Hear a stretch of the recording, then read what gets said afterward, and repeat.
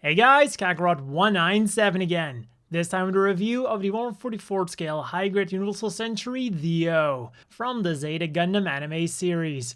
And this model kit has been provided to me by my favorite online hobby store, Hobbylink Japan. Links to buy one yourself down below. And the first thing that I have to get out of the way is the color of the O. It's not your screen, it's not my camera. The yellow of this kit is more subdued than it should be. Although personally, I do kind of like the sun-faded look, and if you do too, then you won't have to do too much painting on this old kit from 2002.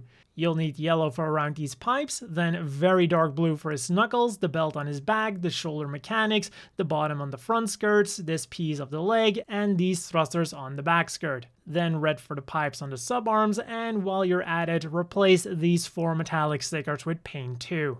And finally, green for every single thruster except for this one. I'm also sure that there's some painting to be done on the inside of this amazing back skirt, but the manual doesn't actually show it clearly, so have fun creating your own paint job. Admittedly, that is still quite a bit left to paint, but for an almost 2-decade-old model kit, I'm extremely impressed that almost all of the thrusters are separate pieces, and that looking at it from the front or the back reveals very little seam lines.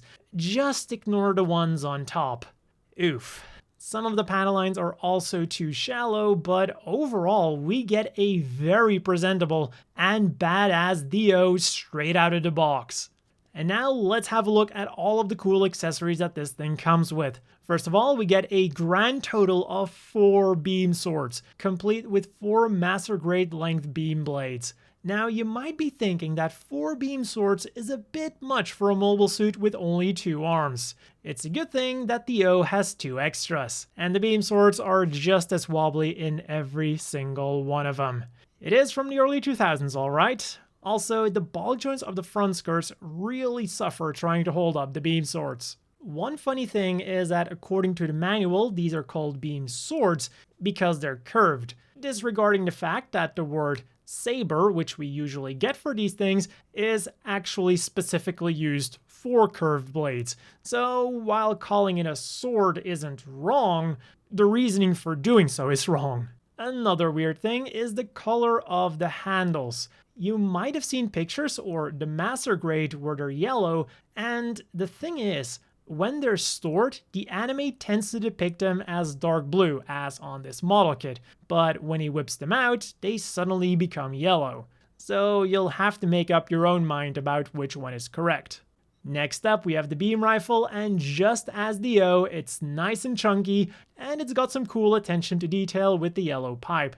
Unfortunately, the E-pack at the bottom isn't removable. It also comes with its own right trigger finger hand, although just as with the beam swords, it's kinda loose, but once you equip it, that no longer matters. And if you'd want to, you could also put the gun into the left holding hand.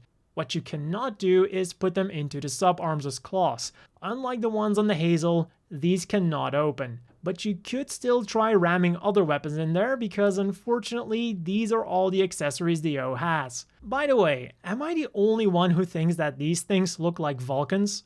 Anyways, on to the articulation, and we're off to a great start with the head, despite only having a single ball joint. The shoulders hinge forwards and backwards nicely, rotate around all the way, and have a movable thruster. And with that thing out of the way, the arm goes up nicely, rotates around below the shoulder, bends at the elbow at one joint, and the hands are on the usual ball joints. The waist is on a peg, and once you extend it, you can get some surprising rotation and even forwards and backwards movement. The front skirts are molded separately, and inside are the sub-arms. They fold out on 2 hinges and can only rotate around at the bottom hinge and at the claw, so no sideways movement except for what the ball joints on the front skirts allow. What they also allow for is some decent forwards movement that does rely on the double jointed knees to go completely forwards. Even the massive back skirt is on a hinge, allowing for a bit of backwards movement too.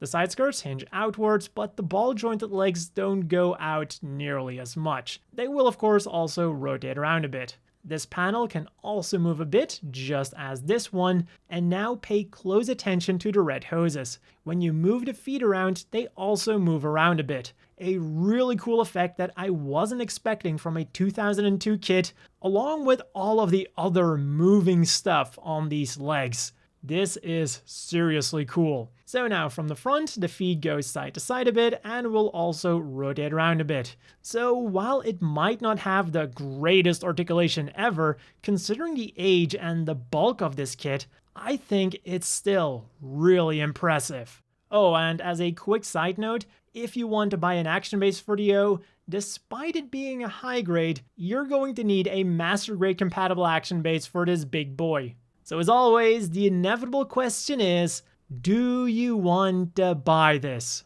And in 2002, the answer would have been extremely simple. Run out and go buy this.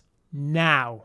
In 2020, it's no longer a must-buy, but I can still highly recommend it. For 2,400 yen, you're getting a massive, thick mobile suit with all the accessories it needs, enough articulation to strike a badass pose, and enough quality so that it doesn't feel out of place next to a modern kit. And let's do some size comparisons to show you just how much you're getting for your money. First of all, here is next to some other big Titan machines, the Gapflay and the Byerland, and then here he is next to his best friend, the revived Zeta Gundam and the Zeta Plus. And finally, here he is next to the standard size Gym Custom and the always bulky Zaku 3.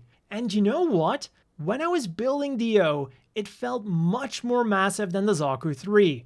But now that I have them next to each other, they're actually kind of equal. The O just has way more going on, making him feel more massive. So that was all for this review, brought to you by Hobbling Japan. Again, links to buy one down below. And as always, a big thank you to the Patreon supporters. I hope all of you watching have a great day, and I'll see you all next time.